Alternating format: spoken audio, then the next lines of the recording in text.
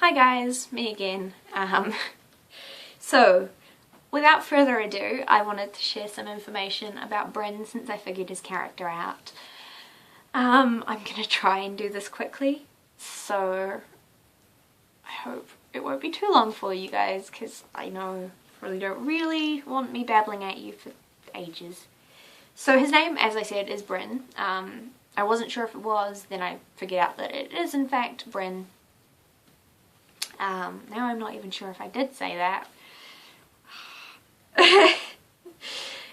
These are not his clothes, definitely not. He would not wear this in a million years. It's scruffy and scraggy, and no, he would not wear that. It's just I made it so that he wouldn't be naked all the time. And I had to hand sew, and I can't hand sew to save myself.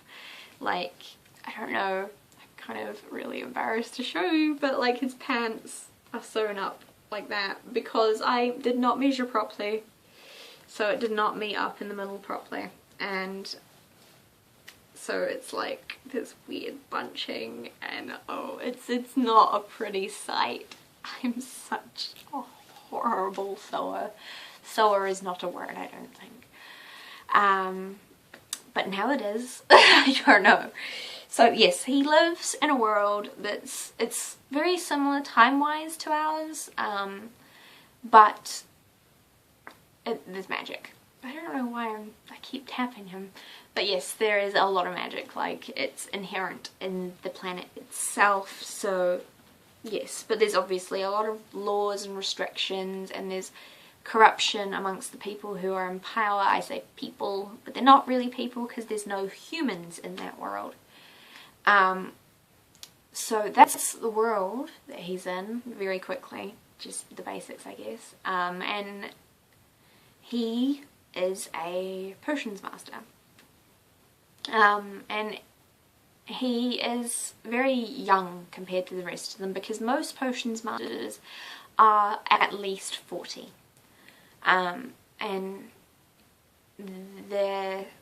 he started learning way younger than them as well, which is why he is younger than them. They all sort of tend to start learning around that 16-year-old sort of range, because it's almost considered like a specialty, so they pick and they go with that, whereas he didn't really have much of a choice. Like, he chose, and he could have said no, but it was really his specialty all along.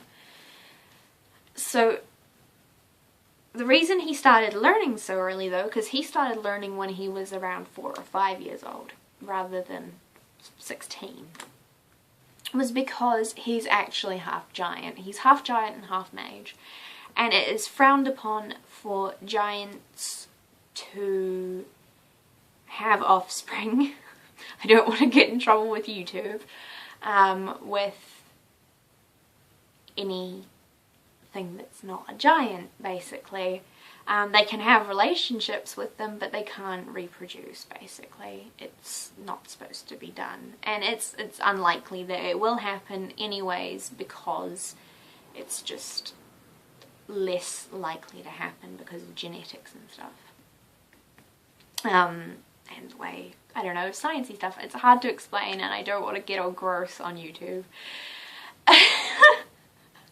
So his parents were different species like that, and because he was a half-breed, they decided that they didn't want him growing up in an environment where he would be looked down upon and possibly mistreated and definitely picked on a lot. So they sent him away. And they also, while they're not bad people, they're not good parents. They love each other, and that's about it. They just didn't know how to handle raising a kid who was a half-breed, even though they caused him to come into being. And he isn't angry. He is hurt and he's sad about it, but he's not angry.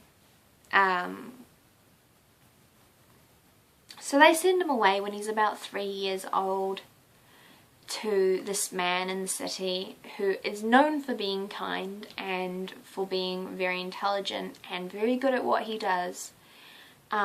He's like one of the best potion masters in the mainland. So he goes off there and he arrives, and the first few years he's just kind of teaching him general stuff and nothing specifically about potion making, and teaching him how to basically be a good person and how to be kind and all those kinds of things. And then Bryn takes an interest in the potion making. He starts off just watching him, and then kind of gradually gets more and more involved because he starts teaching him. And they work together, and they kind of are like friends in a way. And a few years down the track, when Bryn is about, say, 8 years old, his parents have another child. And statistically it was very unlikely that that would happen, but it did. And so they got in touch and they said, can we give you our other kid as well? We want the 2 brothers to be together. Well, that's kind of what they said anyways. So they sent him off, and he then had his brother around. His brother was, again, around that 2 to 3 years old age, because that's when it kind of becomes too obvious that they're a half-breed. So they kind of go about their business. Him and his brother are like opposites in a lot of ways. But I'll probably talk more about his brother once he's here. That'll be a while, I would say. And they grow up and they get to about 14, 15 years old. He is. His younger brother is, of course, younger than that. And then his teacher dies and he's kind of almost alone. He's just got his brother and he's got to raise his brother, and he can't really look after the shop by himself at that age. It's not legally allowed for him to open the shop. He can keep it clean and tidy, and so that if it were able to open, it would function, but he can't open it and work there.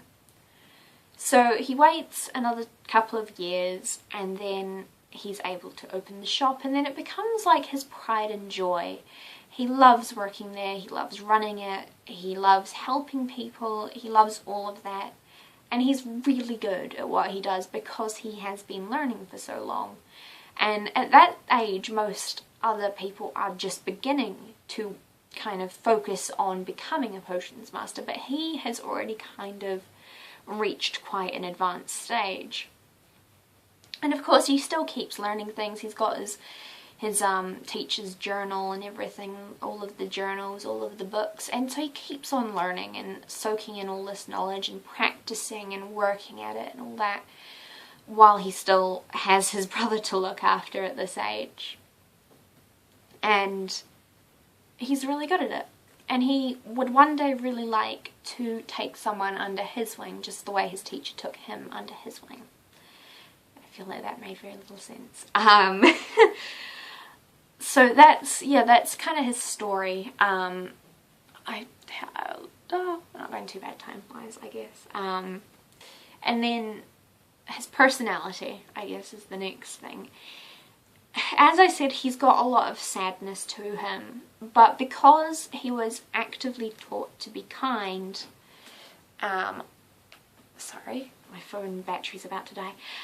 Because he was actively taught to be kind, he is also very kind, and he has this big heart. He gets very passionate about the things that he does. He loves his work, he loves his hobbies, he loves all of that stuff, and he really puts his all into it.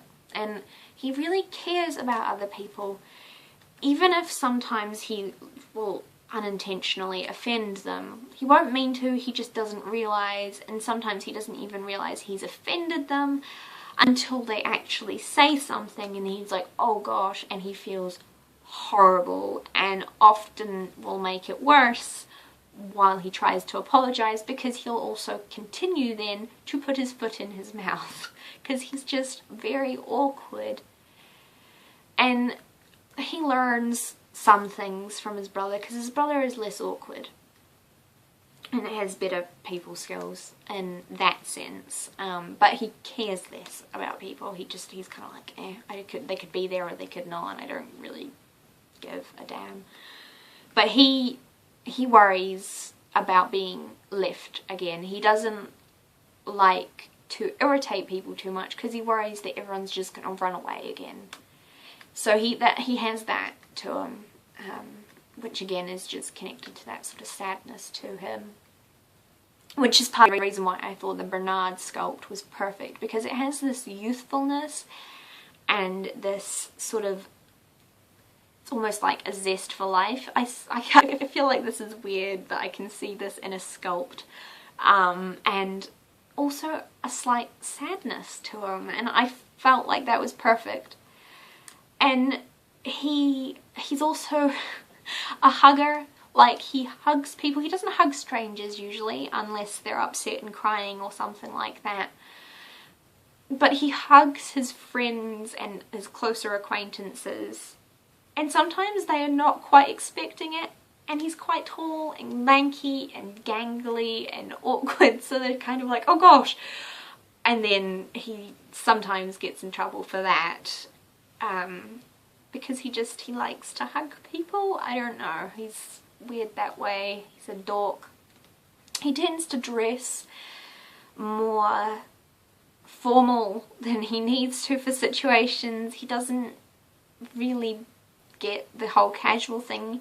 He gets it more than he used to since his brother came along, but because he was raised by an older man, that's how he dressed. So he kind of mimicked that to a degree. And yeah, I think that might be it, actually. Yes, so he's really a big dork. Big, awkward, lovely dork. And the reason I actually made his character so huggy, I guess, is because he's actually my favourite to cuddle. So that's just the doll coming through that kind of actually acted as part of the inspiration behind his character and was one of the starting points, funnily enough. Yeah, so that's Bryn. I finally figured him out after 3 years. It's a long time. I feel like such a terrible doll owner. But yes, he will be finished pretty much soon. He's got his eyes are right.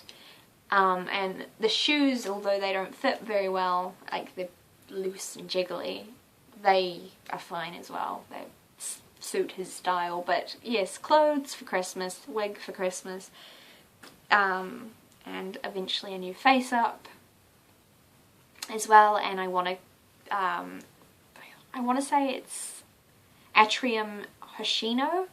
Denali Wind bought some of their stuff, that's how I found out about them. They do kind of like sets that would work really well for him. If they're in the right scale, I need to double check because I haven't looked for a wee while. But yes, I want to buy those as well because it would be perfect for him. Absolutely perfect. Yes, so Bryn, yay! He has a character! So yes, that's my updates, and like I said, I'll probably tell you all about his brother once his head is here. He will arrive blank, because they weren't offering face-ups at the time, but yeah. I hope you guys are all having a lovely time at the moment with whatever you're doing. Sorry, this window and it's distracting. I'm gonna go and have my tea, so that I can maybe concentrate, and yeah, that's it. I kind of also wanted to, I don't know, I suppose I don't really have any subscribers, I don't know, I haven't checked, but I was considering doing a vlog type things, like just personal vlogs, because I like to, I don't know, I talk too much. And I don't have lots of people to talk to in real life, so it's like the internet. And I'm on YouTube an awful lot, watching you guys' videos and other videos. I've especially, after Malvagita Bella, I'm sorry if I'm pronouncing that wrong, and I'm sorry if that's wrong. She mentioned that she had been watching Plan With Me videos, and then I was like, what's that? And then I went and looked at them, and now I'm hooked on them as well.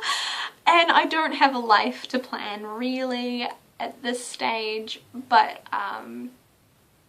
I don't know, it makes it feel like I have someone who wants to like tell me about their day and do all those kinds of things.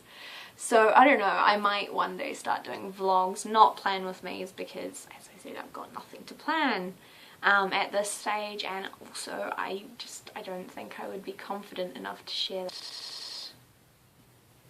My phone's doing weird stuff. But yes, that's my updates. Sorry, that end bit was totally unrelated, but yes, Bryn. See you guys, ta-ra.